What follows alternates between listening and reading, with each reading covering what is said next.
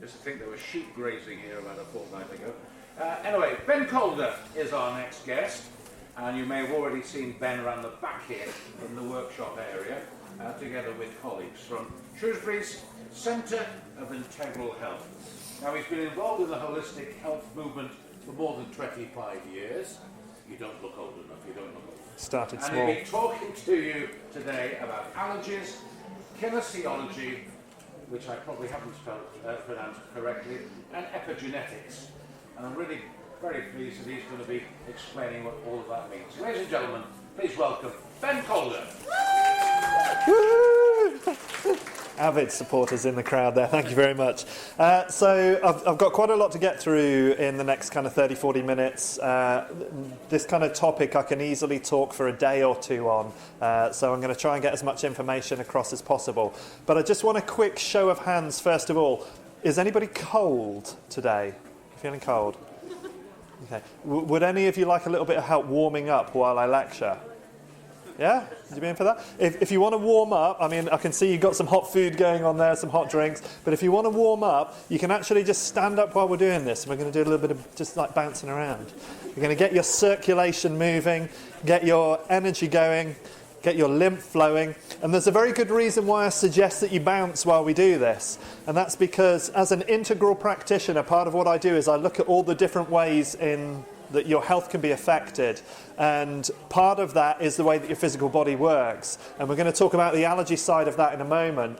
But if we are sluggish, if our circulation is poor, if our lymph is poor, we get an increasing build-up of endogenous toxin. That is toxin that our body creates for itself. So every metabolic pathway inside your body will create a waste product. And if you're too docile, if you don't spend enough time moving around, then that stuff doesn't get to move as easily. And the more it backs up, the more your body's trying to process. And that actually makes the external toxins, the exogenous waste, it makes it more difficult for your body to process. So you're more likely to have a problem with something outside, whether it be a metal or a chemical or something else, if your own metabolic processes don't work properly. So just by doing a little bit of shaking every day and shaking yourself out and building the kind of movement in your system, you actually get to help improve your own tolerance on a different level.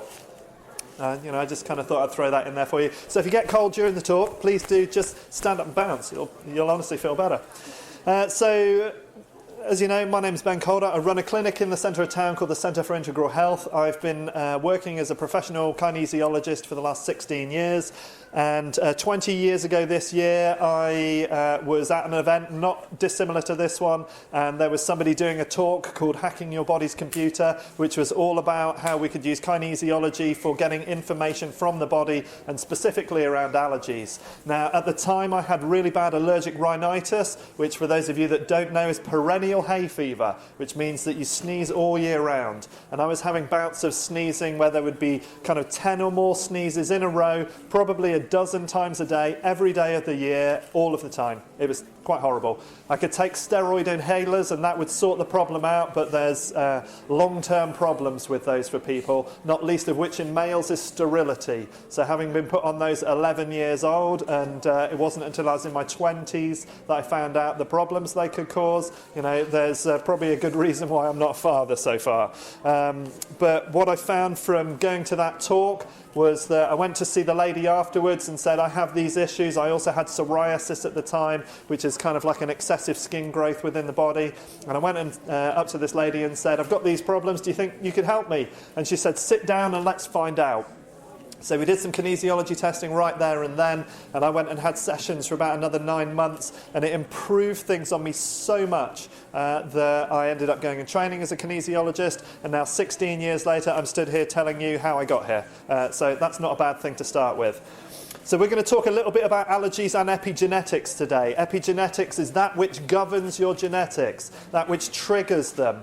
So back in the 90s, when the Human Genome Project was taking place, we had this belief in genetic determinism. If we could map what your genes are, we could tell you what was going to happen. And by the end of the 90s, when they found out that we didn't have that many more base pairs than fruit flies and cabbages, they realised actually that it's about what informs the genetics that makes the difference. And that is about what you do every day. So depending on what goes into your system will depend on what your genetics decide to do.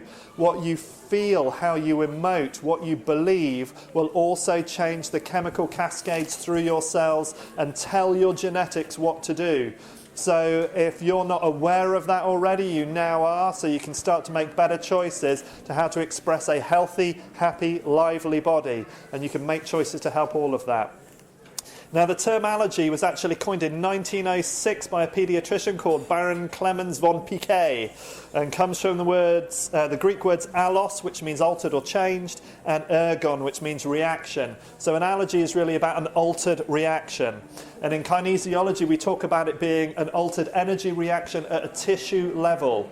And this can occur anywhere in the body, and it can occur in response to any substance. Now, from a medical point of view, allergy is only that which triggers an immunoglobulin response in your blood, and that is based on the substance having a protein in it. So technically, from a medical point of view, if there's no protein present, you won't get an immunoglobulin response, and therefore it's not an allergy. And it's sometimes then referred to as a low tolerance or a hypersensitivity. But from a kinesiology point of view, if any amount of that substance creates that reaction, it's an allergy, because any amount of the substance creates a reaction. It's altering the profile within the tissues itself. A low tolerance is slightly different. It's based on the volume. So it's okay for you to have a little bit of the substance, and it's okay for you to have it every now and again. But have too much, have it too often, or have it when you're stressed or run down or ill, and it will exceed your body's capacity to metabolize it at that point in time, and you'll have a reaction, which outwardly is the same as an allergy or similar to an allergy, but the reason why it started is different. And we have a tolerance to everything. People, places, colours, patterns, foods, the weather, all sorts of stuff. Everybody's got a friend somewhere that if they spend longer than an hour with them, that's enough. And on a good day, you might get 2 or 3 hours with them. On a bad day, you don't even want to bump into them in the street. You know, you're making sure that you don't see them. That is your tolerance. It varies. And from a kinesiology and a traditional Chinese medicine point of view, that will change about every 2 hours. So as your meridian system, which is the same system as an acupuncturist is using, is going through its cycles during the day, what's known as a horary cycle, there are some of those pathways that are in a healthier, stronger state, and there are some of those pathways that are not. So you can be like this just during the day. You'll have seen it in your day. You can be great in the morning, rubbish in the evening, or you can be rubbish in the morning, feel great in the evening. And that's your system changing, and based on what you put in or don't put in during that day, and that's both physically in terms of food, also in terms of movement, also in terms of relationships, also in terms of what it gets affected by in the environment, that can change all of that stuff for you in just that short period of time. And we know that an allergy can react within seconds. We've all seen anaphylaxis, we all understand that, but it can actually take up to 72 hours for your body to show that response. And that depends on where in your body the problem is happening and how long it takes the body to metabolize that substance to that point. Now with allergy, because it's an altered reaction and your body doesn't recognize the thing, it's going to put it into an incorrect metabolism pathway. So it could do all sorts of things. Sometimes it stores things that it should be using or getting rid of. So this is where we can have weight gain or weight that doesn't shift for us. It can be getting rid of things that it should be storing or using. And also it can treat things like an invading pathogen, so we get our inflammatory responses, our sneezings, our irritations, and so on. So just some interesting figures about allergy as well. So in the UK, it's estimated, and this is figures from 2010, that 44% of UK adults have at least one allergy. We also know that between 2008 and 2009, those figures increased by 2 million individuals, and that's 10 years ago. So what is it like for us now? Between 1992 and 2012, there was a 615% increase in admissions for anaphylaxis within hospitals. So allergy is going up massively. Now, if we take some figures from over the other side of the water, because we've got some more recent ones of these from 2018, more than 50 million Americans have experienced various types of allergies each year. And the allergies are the 6th leading cause of chronic illness in the US. So that's pretty high. You know, it's not that they're kind of low down. We also have as well food allergies costing somewhere in the region of about 18 billion a year. And food allergies, for all sorts of reasons, cost about 25 billion a year. And as well in the EU, the avoidable indirect costs of properly treating allergy estimate to range between about 55 and 151 billion euros per year. Wow. Does that surprise anybody? I mean, you've all come along to kind of like a free-from allergy-ish kind of thing, so I'd hope that all of you have got a bit of an idea that allergies are pretty bad. Now, in the UK as well, allergic disease across all ages costs the NHS an approximate 900 million a year, mostly through prescribed treatments in primary care, and can represent up to 10% of a GP's prescribing budget, okay, just on allergies. And most of that is avoidable. You know, it really is. You can limit that. So what is it that's made allergy more prevalent? Why is it getting worse? So part of it is actually to do with genetic predisposition. And the thing about genetic predisposition is it's changing every generation, because what's happening in our environment is informing the body, and that changes the DNA. So everything you're exposed to before you have children can change your DNA and could potentially end up in their DNA. And so that's changing over and over. Now we know from research that's just been published this year with flatworms, these are nice little creatures, that some of those epigenetic factors will exist for as many as 14 generations. So you can trigger a particular trait in flatworms and you can map it through successive generations, but if you don't trigger the response, after 14 generations it actually starts to breed out. But if that gets triggered at any point within those 14 generations, it just reinforces it. And the same is happening for us as well. So our genetics are a basis for it. And of course our genetics are informed by what we feed ourselves in a rather large way.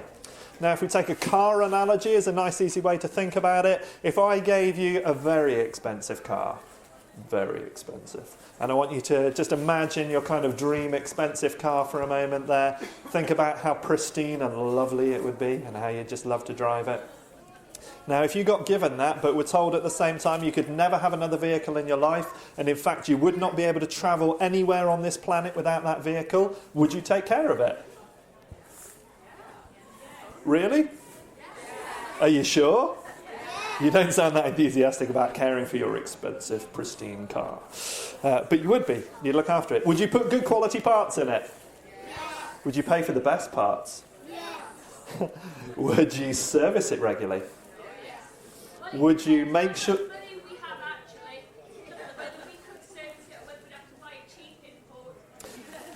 See, that's a really good point. You know, and I like it as a point. I don't think you would. I'm going to disagree with you, because if you never had another way of being able to travel around in your life, you would put every effort into making sure that you could use that rather than risk the cheap import. Honestly, please don't risk the cheap imports. So you'd look after it, you'd service it. Would you teach yourself to be a better driver as well, so you were less likely to crash, ding, wreck, flatten? Okay, good. So the thing that you haven't cottoned onto yet is that you are the really expensive car. You are the really expensive, irreplaceable car.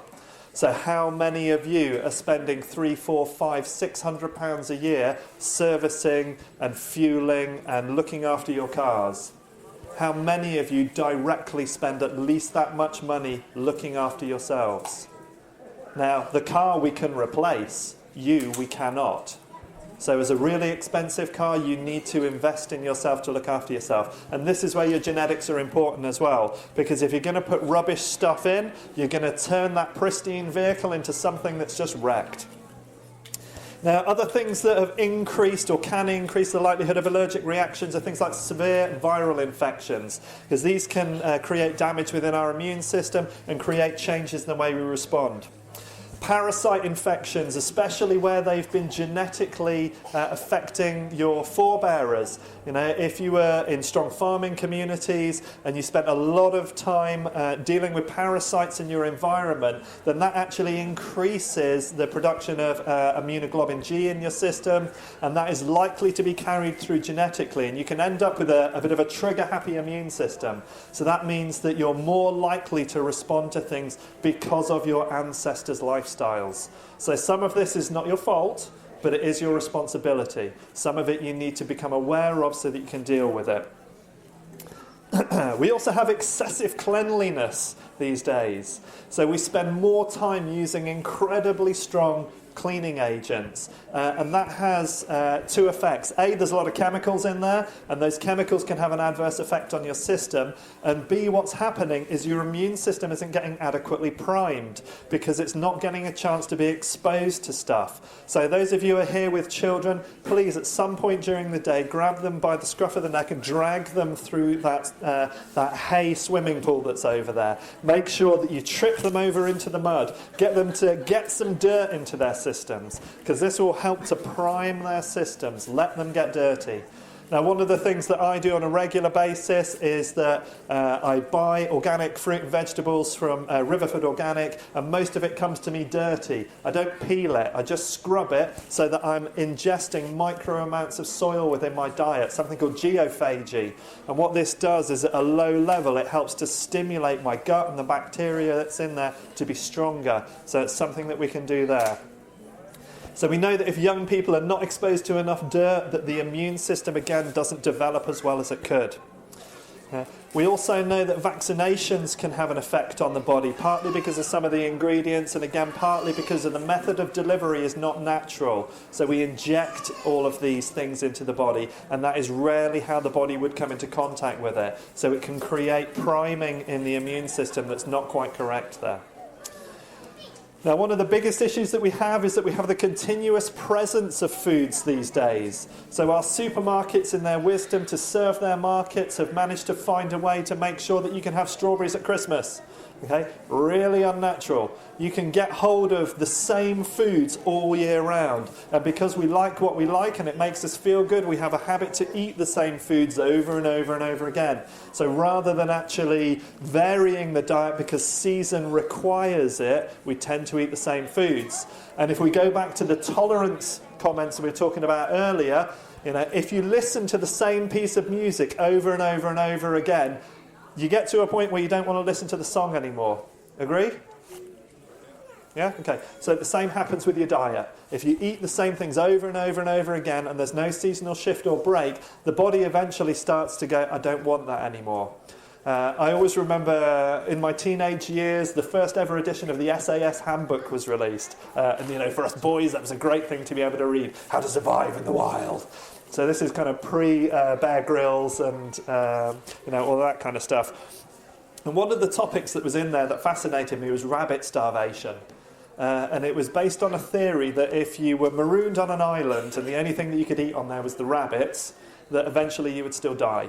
Because following the same food over and over and over again isn't going to give your body the broad spectrum of what it really needs. So you need to vary your diet to support it. And if you eat the same things over and over again, it creates problems for the body.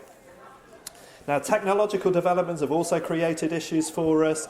Central heating, double glazing, wall-to-wall carpets. They actually provide environments that make it easier for things like dust mites and moulds to propagate. So you're more likely to be breathing in toxins. And also, because those environments are effectively sealed, part of what you're doing is all of the lovely chemicals that are in your carpets, because most carpets have been treated with pesticides and fungicides, most of the stuff that's in your furniture, which again, if you've got anything that's easy iron or just keeps that nice flat edge, that's been treated with formaldehyde. A lot of our volatile organic compounds in paints, which thankfully are massively on the decrease now because of their toxicity. Some of those things can be outgassing off your furniture for 4 years after you buy them, which means that if you've got a habit of lying on the floor to watch the TV and you've got a brand new carpet there, you're sucking in all those chemicals in through your lungs. Most of that's going to end up in your bloodstream, and that can affect our systems quite significantly. And it's not necessarily that you would have an allergy or a low tolerance to those things, but because of the nature of those things, they can interrupt other chemical pathways, biochemical pathways in your body, and that can give you a proneness to reacting to things because other systems in your body might not function adequately.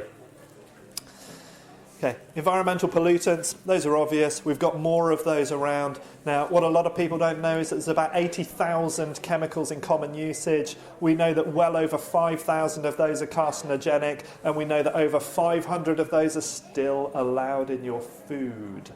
So that means there are things that you are allowed to eat by law that they know cause cancer, and you do it anyway. You know, typically, ladies, those of you that like to use plenty of product for your hair and your faces and all the rest of it, it's not unusual for you to be using anything up to 500 known toxic chemicals a day. And because 60% of everything on your skin ends up in your bloodstream, it can mean that you end up causing problems within the biochemistry within the system just because you're not informed about what you're using. So we can also have things like electromagnetic pollution. We know, for instance, that high tensile power lines, as pollen moves through those, the electromagnetic nature of the pollen changes.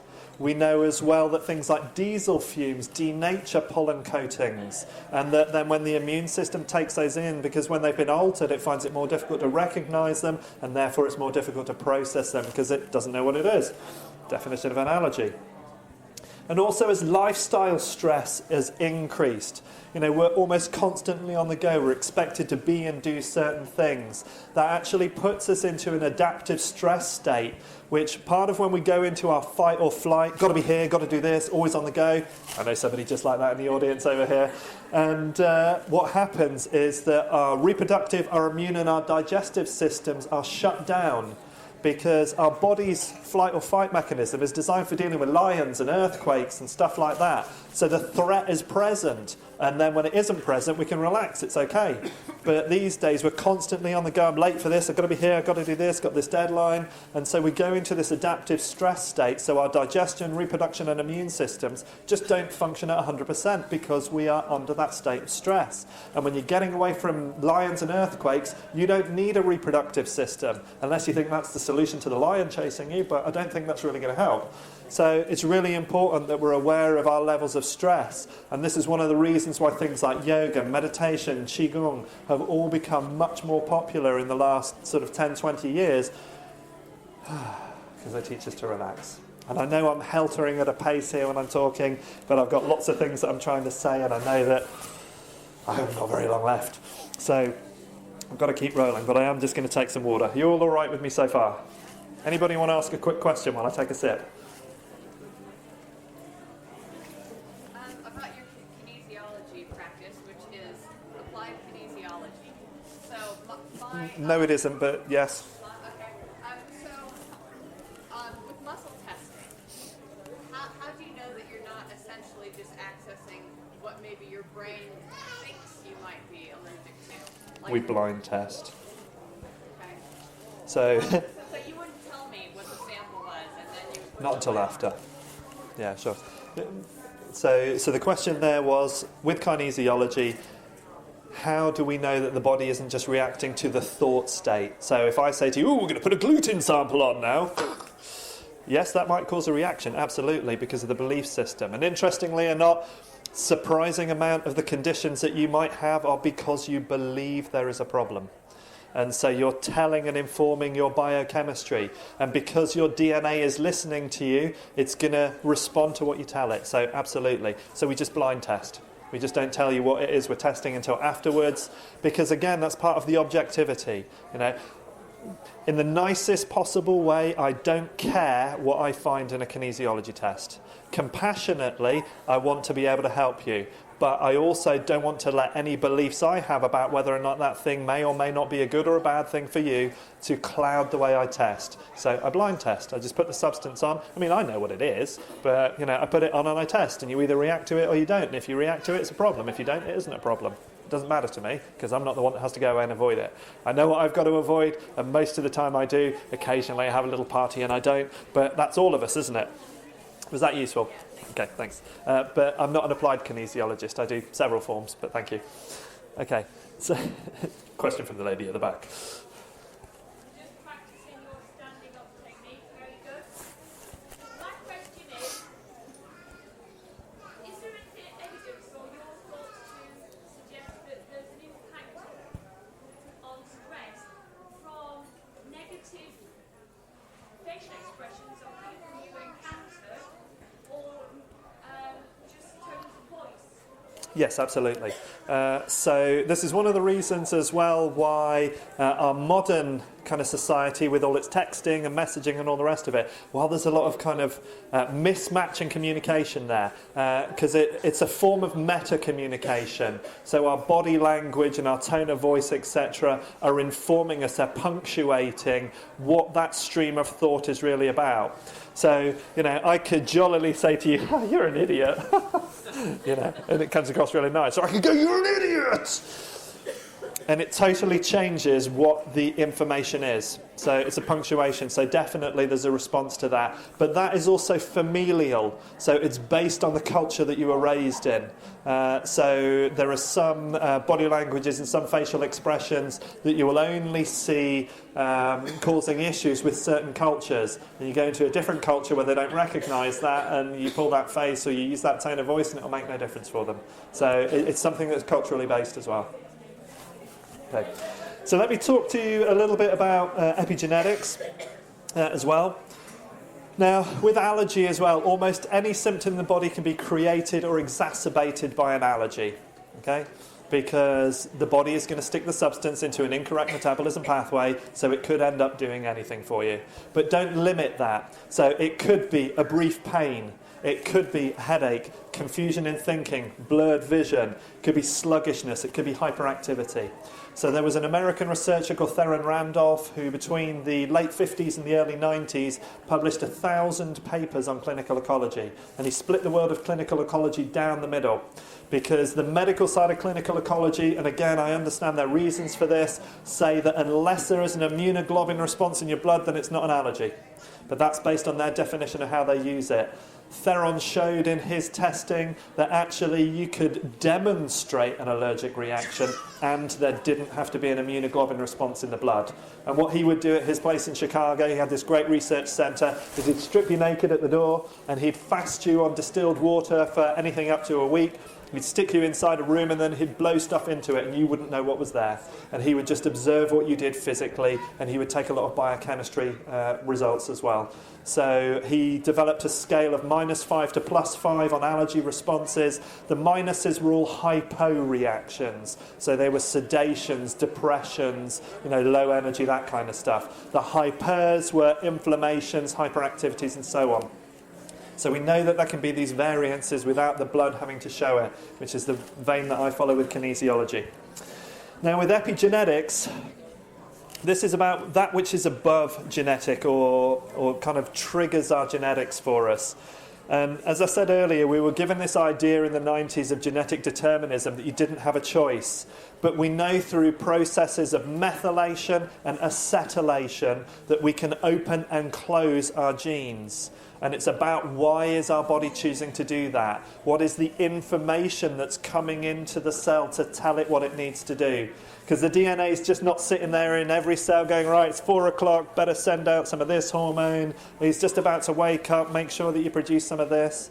It's actually following signals from the environment around it. And that includes everything from temperature, light, pressure, threat, everything is breathing in, contacting the skin. There's all sorts of aspects to it.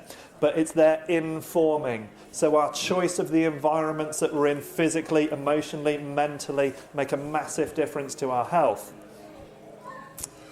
The environment is informing our DNA constantly and is really important for us to make sure that we're choosing as best we can. So I'm glad you're all here because I'm kind of speaking to the converted.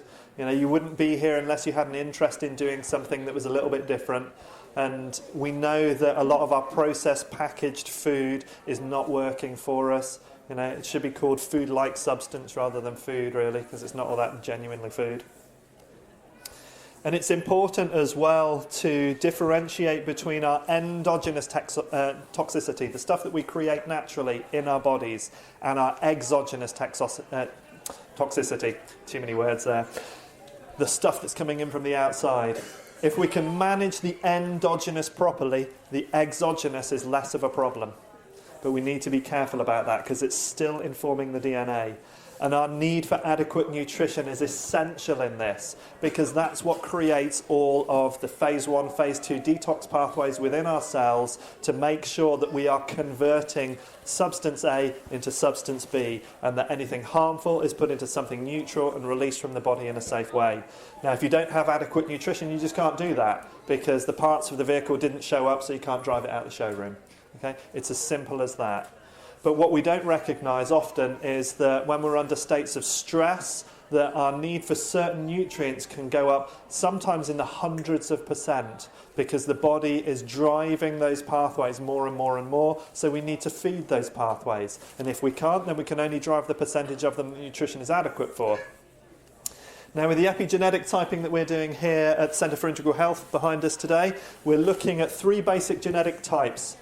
A thyroidal dominant, an adrenal dominant. Can I just add, Claire McDonald-Lee, her husband's not in here, is he? No? Okay. Sorry, Ben. Thanks, Rhea. Rhea's an adrenal dominant, you can tell, because she's running around like a headless chicken today. So we've got the thyroid dominance, the adrenal dominance, and the gonadal dominance, which for the ladies is the ovaries, and for the boys is the not ovaries. Okay?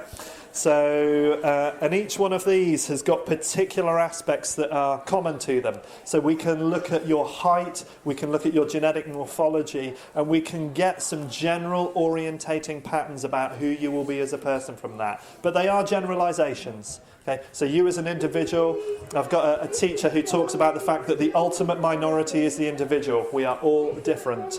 So we have to remember that there's going to be stuff that's specific to you that is not part of that generality. But what we're really doing is trying to give you a guiding orientation. Because when you picked up your pristine, expensive car, did anybody tell you whether or not it was petrol, diesel, or hybrid electric? And if you didn't know what kind of base fuel to put into it or how to fuel it, there's a good chance that car isn't going to run very far or for very long.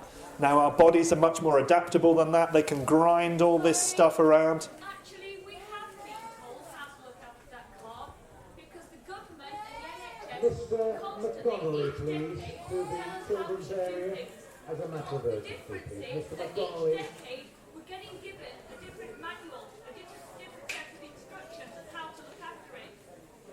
Sure, but to be fair as well, the work in clinical dietitians is actually a little bit behind on some of the research. And if you'd like to have a discussion about that later, we can do that.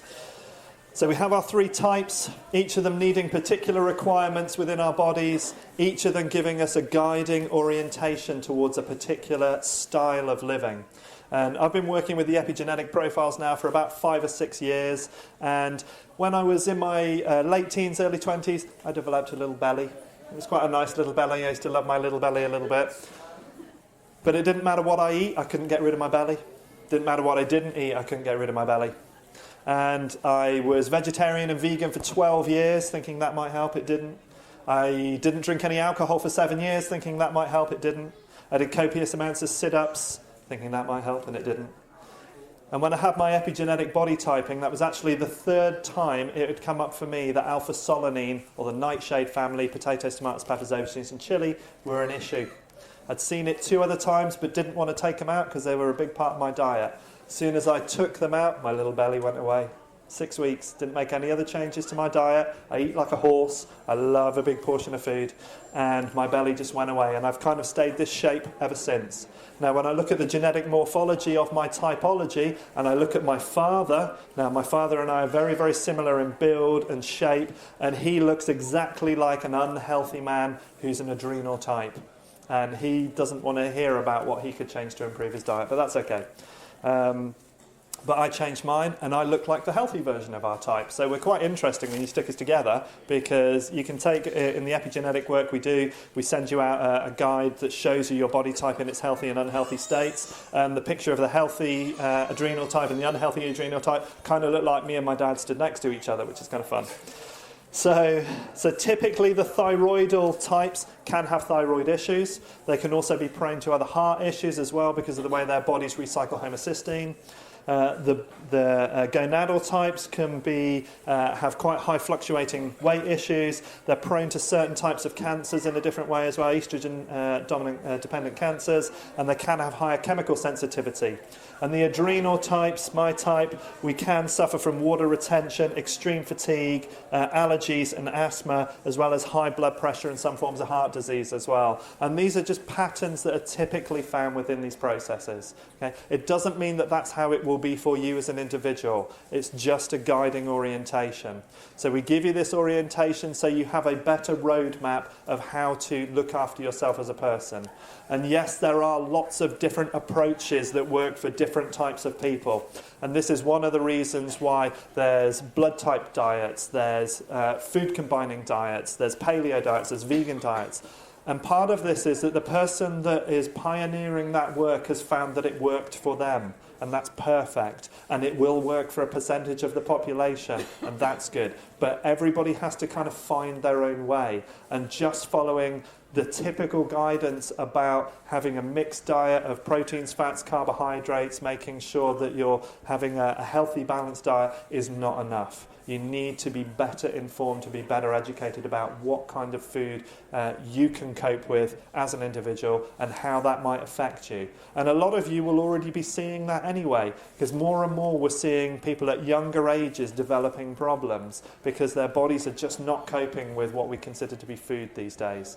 And it's better if we can inform ourselves and choose as best we can for us as individuals. And that is a degree of trial and error. You have to practice it, and you have to be able to observe yourself and see what's happening, because some of the responses might not happen for a day or two after exposure. So understanding yourself is really important, and with the epigenetic information we can help that to happen as well, and again just give you that clarity on that roadmap for you. And I've found this one of the most significant and useful things for overall health, because now I can give you a good idea of how to properly fuel your car, which means that as you travel you can learn more, you can understand more, because you have an understanding of some of the things that weaken you as an individual, and you can avoid those or not. And it's interesting that I've had a few clients over the years who have said to me, I didn't want to cut that out because it's one of my favourite things ever. And you ask them about how the symptoms are going. Well, they haven't changed. Okay, well, can I dare you? Can I dare you to just stop this for 6 weeks and see what happens? And, for some people it's difficult. We can get withdrawal as well when we stop having certain compounds. Caffeine's a good example of that. When you stop having your caffeine, if you're a regular coffee, tea drinker, for a couple of days after, you can get some headaches and you can feel pretty grumpy and so on. And that's, on the same spectrum as a heroin withdrawal, really. It's just a variance of the level that it's working in your body. So, and sometimes our allergy can be like addiction. So we can really crave the thing that we have an allergy to, because the body doesn't really know what it's doing with it. So we get this mechanism of craving taking place. And again, when we go without it, we feel rotten for a few days. And it's only when we've gone past that period we actually start to improve and feel better. So I think I'm just about coming towards the end of my time here now. So I'm just going to give you a couple of minutes if you want to ask any other questions, and we can go through those quickly. So yes, lady at the front here. Just something that people with food intolerance struggle with. You were saying that getting that good, varied, adequate nutrition is so important for your body to do its detoxification and metabolism processes. But when you start having reactions to more and more foods, you get to where you're only eating like 5 things because they're the only 5 things, and it's like this downward spiral where you're not getting enough of what you need, but you can't get enough of what you need because your body then has a unbearable reaction. I'm not sure exactly where the question is, but if you have any thoughts on that. Yeah, sure. So for anybody that wasn't quite sure about that, the lady was talking about how there can be this spiralling cycle of when you start to take things out of your diet, you find you're reacting to more and more things, and you eventually just end up with a very few things that you can eat. Now, what that tells me is the problem isn't the food.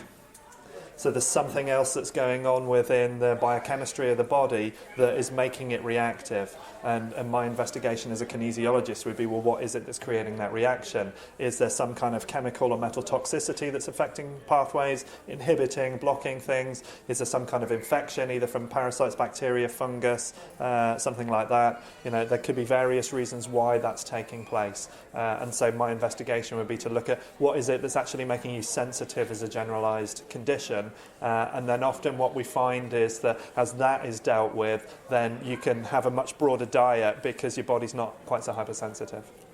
Okay. Any others? Could it be that most of the food is probably glyphosate, whatever you take, Yeah. can affect you? Regardless what the food is, it could be the chemical that is spread. Yeah, I mean, absolutely. That's a very common problem. I mean, I don't know how many of you know, but if your wheat is non-organic, then it will have been harvested using Roundup, using glyphosate. So this is a herbicide that's a desiccant, so it basically kills things off by drying them. And so years and years and years ago, farmers were able to, check the dryness of their wheat, and they had to be very careful about the time scale of when they went and harvest it in case it got damp and then it got mouldy and then it got ruined. But these days, you can just go and spray it with Roundup a week before you want it, and it will dry out. And then you can just go and harvest it, and off you go. Now, a study 2 years ago in Germany at point of sale, looking at German beer, was testing German beer off the taps for glyphosate, and they found it in 90% of the beer. So it goes all the way through the brewing process, all the way through the filtering process, and ends right up there. So, and there's definitely the likelihood of persistence of pesticides because a lot of them are now systemic. Potatoes, for instance, rather than having to chop your potato tops and clear them away, easier to just spray them with Roundup because then they die and then you can just go and pick your potatoes up nice and easy. But unfortunately, Roundup is a systemic herbicide, so it just goes down into the tuber, into the potato, and you'll have residues of it in what you eat. So again, unless you're on a good organic diet, that's always a possibility that there is that commonality. But that's also coming under the idea of is the toxicity that's coming in. Okay, thanks. Anybody else? Lady at the end here. If you have an allergy or an intolerance to something, if you introduced it into your diet and ate it quite consistently, do you think you could build up a tolerance to it and be able to have it there? If it's an allergy, no, because any amount of it's going to cause a reaction in your body. With a low tolerance, depending on what the general health in your life is, you can also improve your tolerance and you may be able to cope with more of a substance. But putting it in as a way of building the tolerance up is unlikely to work. It's kind of like the friend that you don't like constantly calling you up and going, when are we meeting? When are we meeting? When are we meeting? When are we meeting? And all you want to do is shoot them in the head. Okay, so better off to stay away from it and have it on a not too much, not too often basis, because, and again, do it only when you're well, because your tolerance is more likely to be able to cope with that. And that's if it's low tolerance as opposed to allergy. So that's what I think. My partner thinks that I should reintroduce gluten as a way to build up my tolerance. But Yeah, no, unfortunately that doesn't typically work. Sorry, Legina, you were going to... I was going to ask, so you offer lots of therapies. Uh-huh. So how do we know? I'd like to come to you for an allergy test. Uh-huh. How do you decide which one's best? We have a conversation. so most of the time it's about talking to people and understanding what it is they're trying to achieve and kind of directing it through there. Yeah, okay. So that was a question about how do you know what to pick. All right, so I think do you want me to kick off the stage There's now? another question, by all means, Ben. Yeah. We're coming to the end of the time. Sure. But if there are any more questions, just take them. Lady at the back. Sorry, could you just speak up a little bit, please? An interesting talk that's given us a vast amount of information. I've tried to retain which bits are relevant to me. Can you succinctly just give us 2 or maybe 3 tips of what we can do today or tomorrow that will just help us be more aware of what we're doing? No problem. So that was a request for just 2 or 3 pieces of information that are really helpful. The first is inform yourselves. Okay? Read, understand where your food is coming from and how it's produced. So an interesting example, you guys know that a lot of your food comes from glass houses, from greenhouses, right? So I got to drive along southern Spain 2 years ago, and for 100 kilometres to watch the greenhouses that run almost from the sea to almost 3 kilometres inland as a constant block. You have no idea how much of our food is produced in conditions that is adverse to natural and normal. So that would be the first thing, get informed. The second would be to eat clean. So by that, I'm talking about organic. So here, you're helping to eat as much seasonal as possible, as much local as possible, and you're avoiding as many of the likely toxins or things that can create disruption in the body as possible. So that would be number 2, would be to eat clean. And the third is listen to your body. Okay? Very rarely on anything other than an emotional level will it ever need chocolate cake. Okay? Very rarely on anything other than an emotional level will it need alcohol. Okay? Very rarely on anything other than an emotional level will it need processed sugars and grains and dairy. You've got to remember, we're the only creature on the planet that has dairy beyond our weaning age, and we're the only creature on the planet that has the dairy of another creature. Okay? There's something to be learned in that if you use a little bit of logic. So that would be my things really, is kind of think about what really you need, stay away from food-like substances, inform yourself, and eat as much organic as you can. How was that for you?